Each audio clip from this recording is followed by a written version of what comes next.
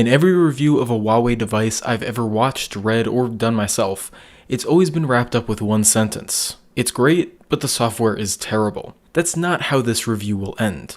I'm Ben with 9to5Google, and let's take a look at the Huawei Mate 9.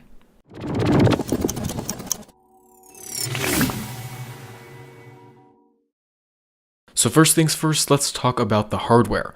The Huawei Mate 9, like most of the company's other smartphones, is built from an aluminum body which looks and feels great. Up front you'll find a 5.9-inch display at 1080p, which is good. Normally a display that large would make for a phone that's just too big for most people, but with slim bezels, the Mate 9 remains manageable. And as for the 1080p resolution, I would have preferred it to be a little bit higher, especially if this phone is used for VR, but overall it's pretty decent.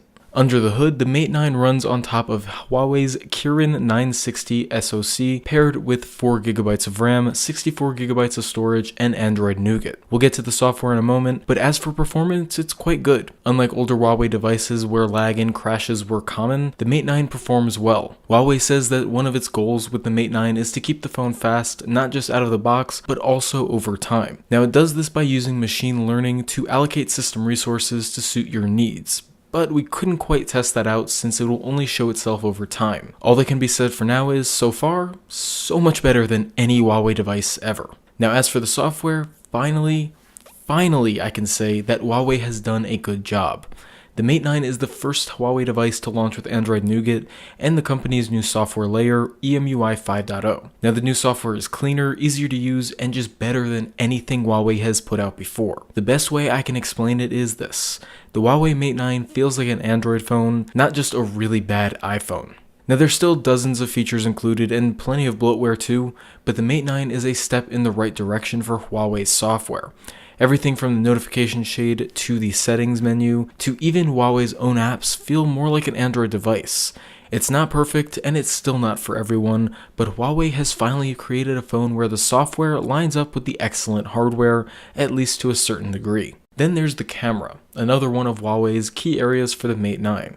The company wanted to include a good camera, and they did. The Mate 9's dual camera Leica system is excellent, taking great photos with an easy-to-use interface which packs plenty of features.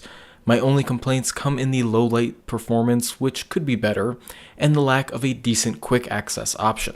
Next, battery life.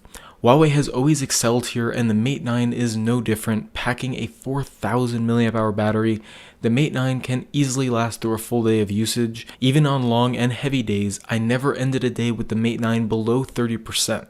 If my usage was light, I could easily last up to 2 days on a single charge. Huawei's included fast charger promises faster charging speeds than anything else out there today, but we weren't able to test it out due to the included adapter not working in our region. So at the end of the day, is the Mate 9 a phone you should consider? Absolutely. Huawei has finally nailed a smartphone in just about every department. There's nothing about this phone which is actually bad. The hardware is great, the camera is good, the battery life is outstanding, and the software is finally good. It's not perfect and it could be better, but when this device does release, which includes the United States this time around, it's absolutely worth considering. You can find out more about the Mate 9 in our written review on 9to5Google.com. I've been Ben with 9to5Google at NexusBen on Twitter, and thanks for watching.